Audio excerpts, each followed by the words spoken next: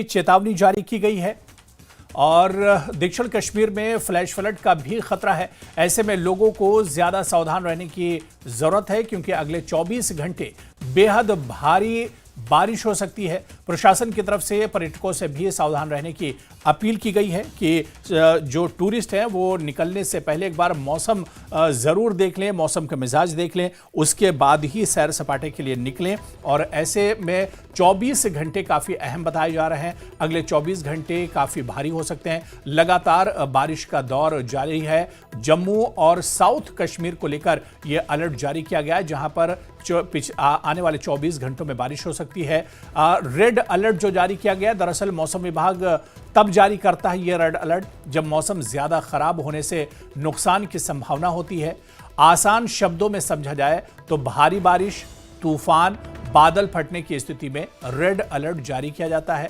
साथ ही इसका मतलब होता है कि लोगों को जानमाल का नुकसान हो सकता है, तो उन्हें उस हालत या स्थिति से निपटने के लिए सावधानी बरतने के साथ तैयार भी रहना चाहिए।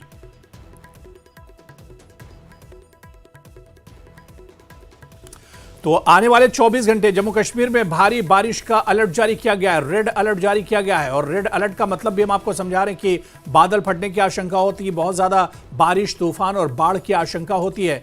भूस्खलन की आशंका भी इसमें बढ़ जाती है जब रेड अलर्ट दिया जाता है। ज्यादा नुकसान की आशंका होती है, यानी रेड अलर्ट बहुत ज्यादा बारिश यानी खतरा जब बहुत बड़ा होता है तब ये रेड अलर्ट दिया जाता है महकमे की तरफ से। और जम्मू कश्मीर में आज रेड अलर्ट जारी किया गया है। मौसम को लेकर भूस्खलन हो सकता है, बादल फट सकता है। और इसके अलावा रेड अलर्ट के अलावा ऑरेंज अलर्ट की अगर बात करें, ग्रीन सिग्नल सामान्य स्थिति के लिए ये ग्रीन अलर्ट दिया जाता है। येलो, रेड और ऑरेंज अलर्ट आखिर हैं क्या, इसे हम समझ रहे हैं। येलो अलर्ट बारिश की संभावना होती है जब येलो अलर्ट होता है। इसी तरह से ऑरेंज अलर्ट ज्यादा बारिश को लेकर ऑरेंज अलर्ट दिया जाता है। और रेड अलर्ट आखिरी और सबसे खतरनाक दरअसल ये अलर्ट होता है, ये चेतावनी होती है, यानी मौसम बहुत ज्यादा खराब हो सकता है। बहुत ही तेज बारिश, बादल फटने की स्थिति भी इसमें एक तरह से बन सकती है। ग्रीन अलर्ट सामान्य स्थिति के लिए इसका इस्तेमाल किया जाता है। और इसी तरह से अगर ऑरेंज या येलो अलर्ट की बात करें तो बारिश की संभावना होती है येलो अलर्ट में। और इसी तरह से ऑरेंज अलर्ट की बात करें तो ज़्यादा बारिश को लेकर ये ऑरेंज अलर्ट दिया जाता है और लागू किया जाता है। तो जम्मू कश्मीर में 24 घंटे के लिए रेड अलर्ट जारी किया गया है। खासतौर से जम्मू और साउथ कश्मीर में यह अलर्ट जारी किया गया है कि बारिश काफ़ी ज़्यादा हो सकती है आने वाले 24 घंटों में, क्योंकि पिछले कुछ घंटों से जम्मू कश्मीर में लगातार कई हिस्सों में बारिश हो रही है। और ऐसे में अब एक बड़ा अलर्ट जारी किया गया है, रेड अलर्ट जारी किया गया है। अगले 24 घंटे तक भारी बारिश की चेतावनी दी गई है। वहीं रियासी में सुबह से ही तेज बारिश हो रही है। रेड अलर्ट भी जारी किया गया है रियासी के लिए। ऐसे में प्रशासन ने लोगों से अपील की है कि बारिश की वजह से नदी नालों में उफान आ सकता है। लोग नदी नालों से दूर रहें। किसी भी आपदा से निपटने के लिए राहत और बचाव दल को भी अलर्ट किया गया है। और दो तस्वीर आप देख सकते हैं, एक श्रीनगर की तस्वीर, दूसरी रियासी की तस्वीर।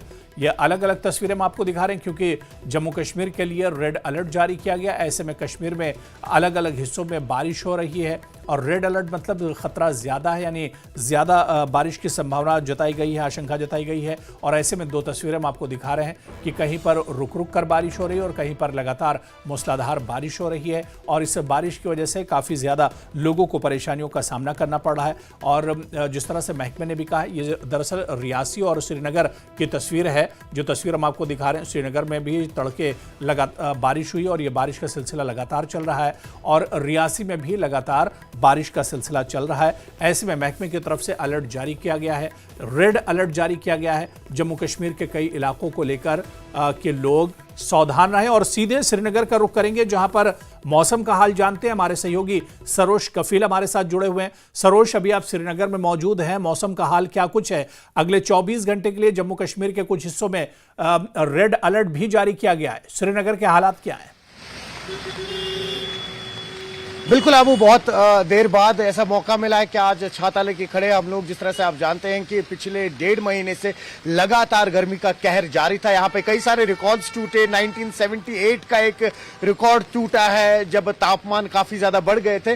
कहीं ना कहीं राहत की जरूरत थी और उसके चलते हुए हमने देखा 14 तारीख से लगातार बारिशें हो रही है और मैट ने भी यही प्रिडिक्ट किया था कि 14 तारीख से 18 तारीख तक लगातार बारिश होगी। लेकिन कल शाम मैट की एक प्रिडिक्शन आई जिसमें कहा गया, जिस तरह से बिल्कुल दुरुस्त फरमा रहे थे, अभी जम्मू के कुछ इलाके हैं जिसमें डोडा, पूंछ, राजौरी जैसे इलाके आते हैं, साथ ही साथ में रामबन के इलाके आते हैं और वही साउथ कश्मीर के कुछ इलाके आते हैं जहां पर लगातार कल शाम से तेज बारिशें हो रही है।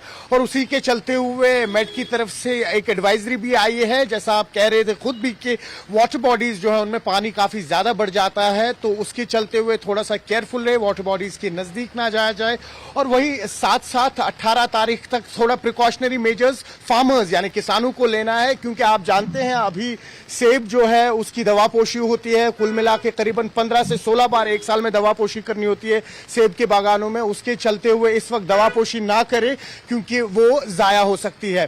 साथ ही साथ जो जहलम है वो उसके भी निशान थोड़ा सा ऊपर आ गया है। जिस तरह से हमारी जनता को आप अभी एक्सप्लेन कर रहे थे कि क्या कॉन्सेप्ट रहता है येलो, ऑरेंज और रेड अलर्ट का, तो ऑरेंज अलर्ट जो है वो बिल्कुल क्लियरली दिख रहा है क्योंकि जहलम की जो स्तर है पानी का वो काफी ज्यादा ऊपर बढ़ चुका है। अब बस यही प्रिकॉशनरी मेजर्स लेने हैं क्योंकि क्लाउड बर्स्टिंग के काफी ज्यादा इनकामात है। वही क्लाउड बर्स्टिंग के चलते हुए हमने देखा किस तरह से हर बार नेशनल हाईवे पे लैंडस्लाइडिंग होती है। प्रिकॉशनरी मेजर्स लेने हैं। आप घरों से जब बाहर निकल रहे हैं वाटर बॉडीज को अवॉइड करें आप। तो कुल मिला के बात करें 18 तारीख तक रेड अलर्ट जारी रहेगा, स्पेशली चिनाब वैली के कुछ खित्तों में और साउथ कश्मीर में। जी अबू। हाँ बिल्कुल सरोज, जिस तरह से आपने बताया कि अब मौसम से एक बड़ी राहत मिली है। काफ़ी ज़्यादा गर्मी इस बार श्रीनगर में भी हुई, आप लोगों ने भी गर्मी को महसूस किया। किस तरह के इंतज़ाम किए गए, क्योंकि अचानक ये मौसम बदला है सरोज, तो ऐसे में अब इंतज़ामात क्या कुछ किए गए हैं ताकि लोगों को आने वाले दिनों में अगर जिस तरह से रेड अलर्ट या ऑरेंज अलर्ट जारी किया गया तो लोगों को परेशानियां ना होने पाए?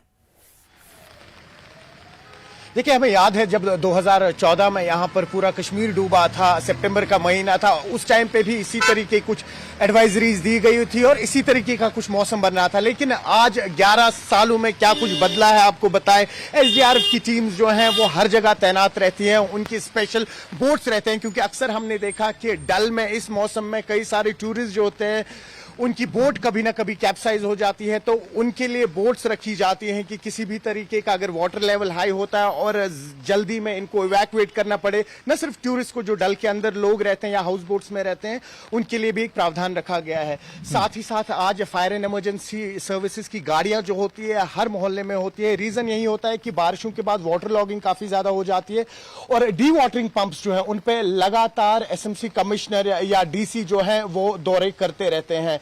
कुछ चैलेंजेस है स्मार्ट सिटी के बाद, थोड़ा सा रोड्स के इशू रहे, वाटर लॉगिंग के इशू जो है वो ज्यादा बढ़ गए, लेकिन साथ ही साथ ये ऑल्टरनेटिव्स दिए गए कि आपके पास एसडीआरएफ की गाड़ियां अवेलेबल है, आपके पास फायर एंड इमरजेंसी सर्विसेज की वो गाड़ियां अवेलेबल है, डी वाटरिंग पंप्स जो है वो अवेलेबल है।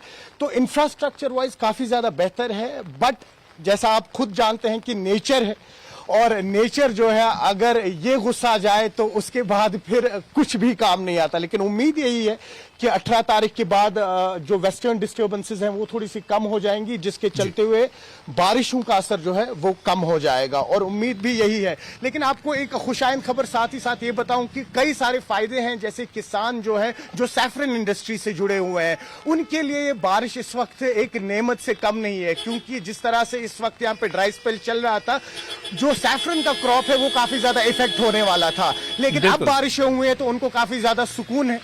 जी जी जी बिल्कुल। चलिए, बहुत बहुत शुक्रिया सरोज, आप अपना भी ख्याल रखें। बहुत बहुत शुक्रिया हमारे साथ जुड़ने के लिए, तमाम जानकारी डिटेल में साझा करने के लिए। और अब खबर हिमाचल प्रदेश के नाहन से आ रही है। यहां नेशनल हाईवे 707 पर भीषण लैंडस्लाइड हुआ है। उत्तरी गांव के पास पहाड़ी दरक गई है। सड़क पर पत्थर आने से ट्रैफिक बंद हो गया है।